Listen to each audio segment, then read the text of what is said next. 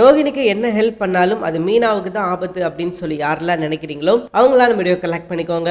ரோகிணியை பொறுத்த வரைக்கும் பாத்தீங்கன்னா இவங்க நமக்கு உதவி செஞ்சாங்க, இவங்க நமக்கு உதவி செய்யல அப்படின்னு சொல்லி எல்லாம் பார்க்க மாட்டாங்க.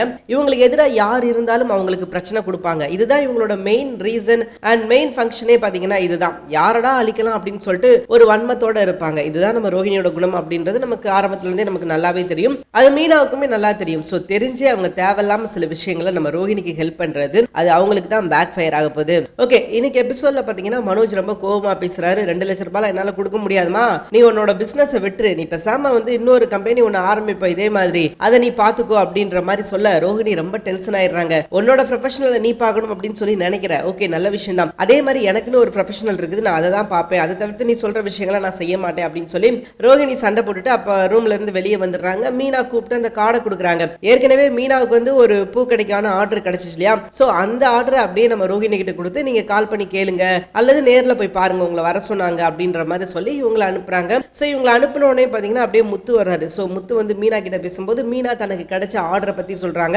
அப்ப அதை நினைச்சு முத்து ரொம்ப சந்தோஷப்பட்டுக்கிறாரு. பரவாயில்ல மீனா, உனக்கு இவ்வளவு பெரிய ஆர்டர் கிடைச்சிருக்குது அப்படின்னா இது சாதாரண விஷயம் கிடையாது, உண்மையிலே உன்னை பாராட்டி தான் ஆகணும் அப்படின்னு சொல்லிட்டு மீனாவை பாராட்டுறாரு. அண்ட் அடுத்த சீன் பாத்தீங்கன்னா நம்ம ரோகிணி அந்த அம்மாவை பாக்குறதுக்காக போறாங்க. அப்ப அந்த அம்மா கேக்குறாங்க, உங்களை எங்கேயோ பார்த்த மாதிரி இருக்குதே அப்படின்னு மாதிரி கேட்கும்போது, ஆமா நீங்க பார்த்திருப்பீங்க, என்னோட மெஹந்தி ஃபங்க்ஷனுக்கு நீங்க தானே மருதாணி போட்டீங்க, உங்களுக்கு ஞாபகம் இருக்கா அப்படின்னு சொல்லிட்டு அவங்க 2 பேரும் பழைய நினைவுகளை பேசினதுக்கு அப்புறமா மீனா சொல்லியிருக்காங்க உங்களை பத்தி. சோ நீங்க நல்ல விலைக்கு எனக்கு பொருள் எல்லாம் கொடுப்பீங்கன்னு எனக்கு நல்லாவே தெரியும், நீங்க எனக்கு நீங்க தான் பண்ணி கொடுக்கணும், அது மட்டும் கிடையாது, இது மட்டும் எனக்கு சிறப்பா அமைஞ்சிருச்சு அப்படின்னா அண்ட் அடுத்தடுத்து எங்களோட ப்ராஜெக்ட்ல மொத்தமாவே நாங்க உங்ககிட்ட தான் ஆர்டர் கொடுத்துக்குறோம் அப்படின்ற மாதிரி சொல்லி அவங்க சொல்ல இப்ப ரோகிணியும் ஓகேன்னு சொல்லி ஆர்டர் வாங்கிட்டு நேரம் மனோஜை போய் பாக்குறாங்க. மனோஜ் கிட்ட விஷயத்த சொல்றாங்க. மனோஜும் சந்தோஷப்படுறாரு. சோ இந்த விஷயத்தை வீட்டுல உள்ள எல்லார்ட்டையும் சொல்லணும், சும்மா போய் சொல்ல முடியாது இல்லையா, நல்லா ஸ்வீட்ஸ் எல்லாம் வாங்கிட்டு போய் சொல்லுவோம் அப்படின்னு சொல்லிட்டு ஸ்வீட்ஸ் எல்லாம் வாங்கிட்டு போய் இவங்க பண்ண விஷயங்கள் எல்லாத்தையும் ஒவ்வொன்றா சொல்லும் போது அங்க சுருதிக்கு கோவமா வருது. என்ன மீனா, நீங்க பண்ண விஷயத்த எல்லாத்தையும் இவங்க பண்ண மாதிரி சொல்லிக்கிட்டு இருக்காங்க, நீங்களும் பேசாம உட்காந்துருக்கீங்க அப்படின்னு சொல்லும் போது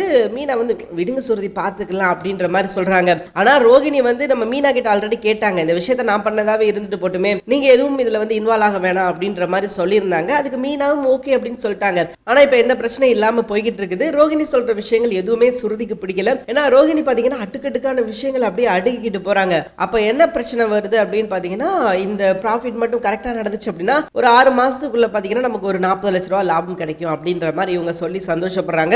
அண்ட் அதே நேரம் மீனாவை மட்டம் தாழ்த்தும் போது நம்ம முத்து பேசுறாரு. முத்து என்ன சொல்றாரு அப்படின்னா, டே இங்க பாரு, ஒரு நாளைக்கு ஒரு வீட்டுக்கு பூ கொடுக்க இவ்வளவு, சோ இதே இது ஒரு நாளைக்கு மொத்த வீட்டுக்கே பூ கொடுக்க 275 வீடு மொத்தமாவே பூ கொடுக்க எவ்வளவு அப்படின்னு பார்த்தோன்னா 5500 ரூபாய் வரும். சோ ஒரு நாளைக்கு 5500 ரூபானா மாசத்துக்கு எவ்வளவு, வருஷத்துக்கு எவ்வளவு, உனக்கு இந்த 3 மாசத்தோட வேலை முடிஞ்சிருப்பா. ஆனா எங்களுக்கு அப்படி கிடையாது, எங்களுக்கு இதே இது 5 வருஷத்துக்கு நாங்க பூ கொடுத்தோம் அப்படின்னா கிட்டத்தட்ட பார்த்தீங்கன்னா க்ரோஸ் கணக்குல போகும் அப்படின்னு சொல்ல விஜய் அப்படியே ஷாக் ஆகி நிக்கிறாங்க. என்னது பூவை கோடி கணக்குல விற்க போறாளா அப்படின்னு சொல்லிட்டு அவங்களுக்கு ரொம்ப மலைப்பா இருக்குது. ஏன்னா அவங்க இதுக்கப்புறம் நம்ம மீனா மேலேயும் பாசம் வைக்க போறாங்க. மீனாவும் நல்லா சம்பாதிக்கிறா அப்படின்னு சொல்லி தெரிஞ்சாலே கண்டிப்பா விஜயா பாசம் வச்சிருவாங்க. ஏன்னா பணம் அப்படின்னா பிடம் வாய பழக்குதோ இல்லையோ, நம்ம ஆல்ரெடி சொன்னதா விஜயா வாய பழப்பாங்க. அதுதான் இந்த விஷயத்துல நடந்திருக்குது. சோ பார்க்கலாம் என்ன நடக்குது அப்படின்னு சொல்லிட்டு. தேங்க்யூ ஃபார் வாட்சிங்.